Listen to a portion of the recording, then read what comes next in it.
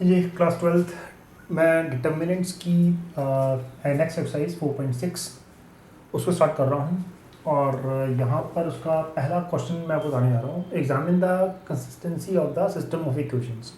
यहाँ पे हमें एक linear equations in two variables दे रखी हैं, x + 2y = 2 and 2x + 3y = 3। तो सबसे पहले तो ये this system of equations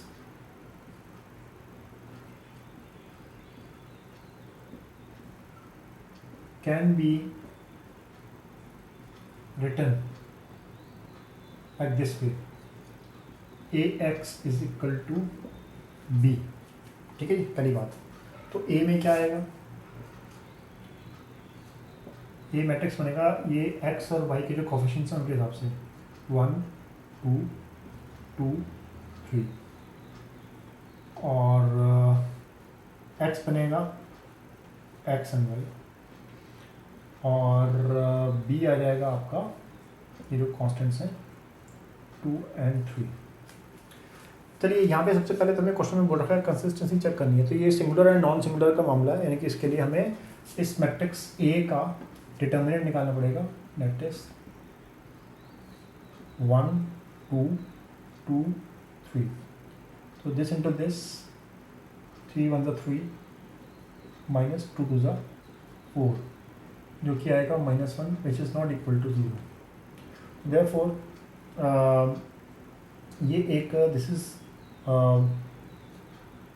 non singular matrix है। ठीक है जी।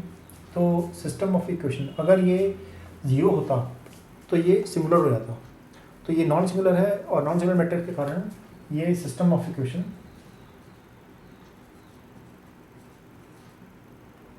Are consistent.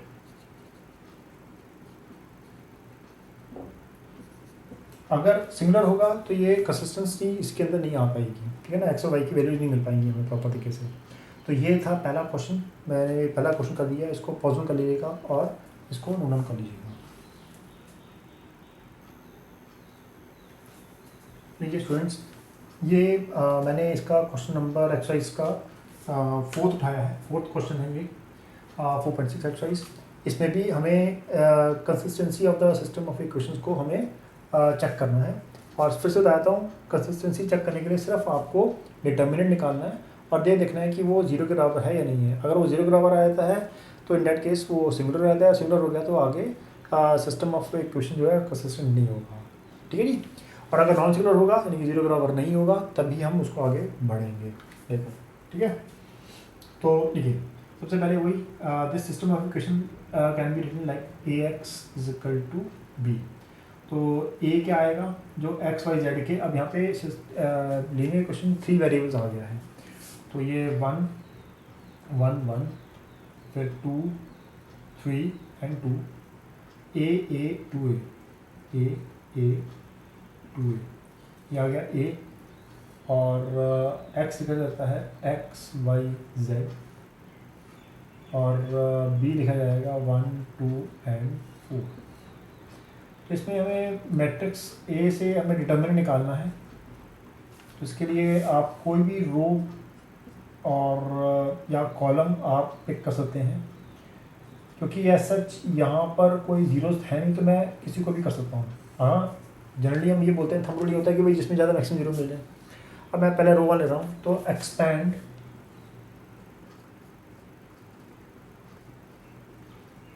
अलॉन्ग रो 1। तो 1, तो फर्स्ट रो फर्स्ट कॉलम को मैंने फ्रीज कर दिया है 3 2 a 2a।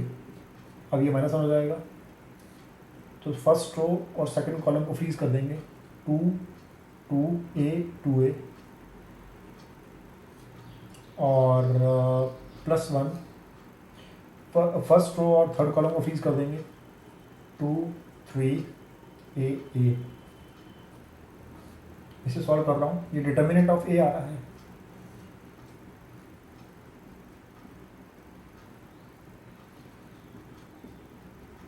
जाएगा 2 3 6a -2 1 जा 2a minus 1, 2 to the 4a minus 2a, 2a minus 3a,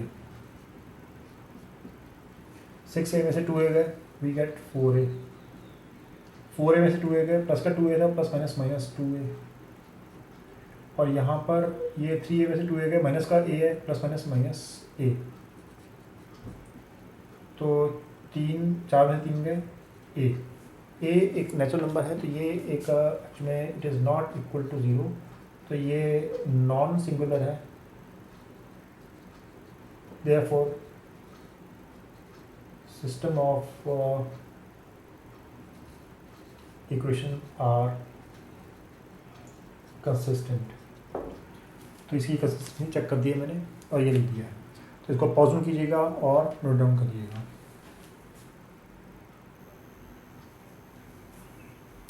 ये स्टूडेंट्स क्वेश्चन नंबर 5 कर रहा हूँ, examine the again consistency of the system of equations है। ये क्वेश्चन दी हुई है इन 3 वेरिएबल्स में। सबसे पहले तो this equation can be written like this way, A X express in this way, in this method, A X is equal to B. तो matrix A क्या बनेगा, इनके कोफिशिएंट्स, ये 3 -1 -2, यहाँ पे एक्स है ही नहीं तो ये 0 हो जाएगा, 0, ये 2 -1, यहाँ पे 3, y का आ जाएगा -5, z है ही नहीं 0, और x आ जाएगा x y एंड z, और b जो आएगा डेट इज़ 2 -1 एंड 3। सबसे पहले डिटर्मिनेंट निकालना होगा इसमें आपको, तो मैट्रिक्स ए का डेट इज़ 3 -1 -2 0 2 -1 3 -5 0। तो देखिए अब वही थंब रूल, बेसिकली मैं कॉलम 1 को एक्सपेंड करूँगा, यहाँ पे लिखता हूँ एक्सपेंड अलोंग कॉलम 1, तो कॉलम 1 के अलोंग एक्सपेंड कर रहा हूँ, तो डिटर्मिनेंट ऑफ ए यहाँ पे आएगा 3, तो फर्स्ट कॉलम को फ्रीज कर देंगे, 2 -1 -5 0, 0 का आएगा नहीं, plus minus plus 3, first row third column को फ्रीज कर देंगे, -1 -2 2 -1, तो क्या डिटर्मिनेंट आ रहा है 3, ये आ जाएगा 0 माइनस होता है but minus plus minus minus 5 plus 3 minus plus 1 minus minus plus 2 2 4, तो ये आ जाएगा -15, 4 + 1 5 5 5 3 15, तो ये क्या बन गया 0। देखिए तो ये क्या हो गया, ये जानबूझ के मैंने इस डिटरमिनेंट को इसी को लिया है क्वेश्चन को, तो यहाँ पे देखिए ये हो जाएगा सिंगुलर मैट्रिक्स है ये, तो सिंगुलर मैट्रिक्स होने के कारण ये सिस्टम ऑफ इक्वेशन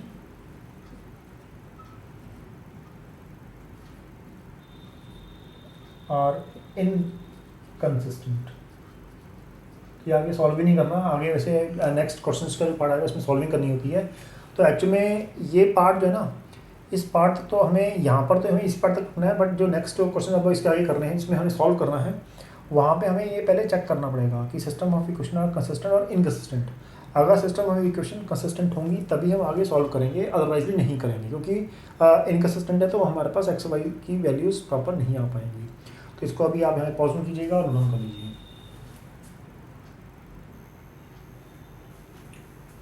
तो ये क्वेश्चन नंबर 7 कर रहा हूँ, exercise 4.6, solve the following system of equation by using matrix method. सबसे पहले हम ये लीनियर इक्वेशन जो देखेंगे इसको हम equations can be express in the form of ax + b, where matrix a is equal to इनके जो x y के कोफिशिएंट्स होते हैं 5 2 7 3, और x आ जाएगा हमारे पास x and y, और b आ जाएगा that is 4 and y। सबसे पहले first of all we need to find the determinant of a, तो 5 2 7 3। तो इसको मैं सॉल्व करता हूँ तो क्या बनेगा, determinant of A, determinant of A आएगा मेरे पास 15 minus 14 is equal to 1 which is not equal to 0। तो therefore ये एक नॉन सिंगुलर मैट्रिक्स है। तो इसका मतलब क्या है, इसमें इन्वर्स एग्जिस्ट करेगा।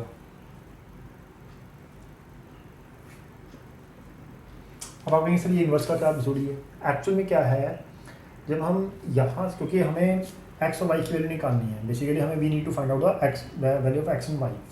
तो ए एक्स मैं यहाँ पे जैसे आपको बताने के बता रहा हूँ, A X is equal to B लिखा हुआ है, तो X is equal to B upon A लिखा होता है, या फिर इसको हम ये भी लिखते हैं ए इनवर्स इंटू बी। तो ए इनवर्स निकालना बहुत जरूरी है। तो इनवर्स एग्जिस्ट करेगा तभी जब ये नॉन सिंगुलर होगा, यानी कि जीरो के बराबर ना हो। तो मैं ए इनवर्स निकाल रहा हूँ। अब आपको पता है कि ए इनवर्स को निकालने के लिए, ए इनवर्स को निकालने के लिए 1 upon determinant of A into adjoint of A होता है फॉर्मूला। अब एडजॉइंट ऑफ ए निकालने के लिए हमें इसके कोफैक्टर्स निकालने पड़ेंगे। तो चलिए पहले मैं कोफैक्टर्स आगे निकालता हूँ उसके, और कोफैक्टर्स को निकालने के बाद ही हम आगे इसके अंदर बढ़ पाएंगे। तो सबसे पहले मैं कोफैक्टर्स निकाल रहा हूँ, स्टार्ट करते हैं 1 1। तो फर्स्ट रो फर्स्ट कॉलम इसमें -1 की पावर 2 आ जाएगा, और फर्स्ट रो फर्स्ट कॉलम को 3 आ जाएगा। तो -1 की पावर 2 है तो 3 ही रहेगा। फर्स्ट रो सेकंड कॉलम -1 के ऊपर पावर 3 आ जाएगा, फर्स्ट रो सेकंड कॉलम को फ्रीज कर दिया, 7 आ जाएगा, -7। फर्स्ट और सेकंड रो फर्स्ट कॉलम -1 के ऊपर पावर 3 आ जाएगा, सेकंड रो फर्स्ट कॉलम को किया था 2 आ जाएगा, 2 की पावर 2 के साथ यहाँ पे -1 के ऊपर पावर 3 है तो ये -2 हो जाएगा। और last second row second column -1 के ऊपर पावर 4 है तो ये आ जाएगा 5, तो ये आ जाएगा 5 ही रहेगा। तो एडजॉइंट ऑफ ए, पहले तो मैं इनको एज इट इज इनकी पोजीशन के अकॉर्डिंग देता हूँ, 3 और -7 फिर -2 और 5। तो इसको जब हम ट्रांसपोज करेंगे तो वही उसका एडजॉइंट आएगा। ट्रांसपोजिंग करने के बाद फर्स्ट रो को मैंने फर्स्ट कॉलम बना दिया, सेकंड रो को मैंने सेकंड कॉलम बना दिया, तो ये आ गया एडजॉइंट ऑफ ए। ठीक है।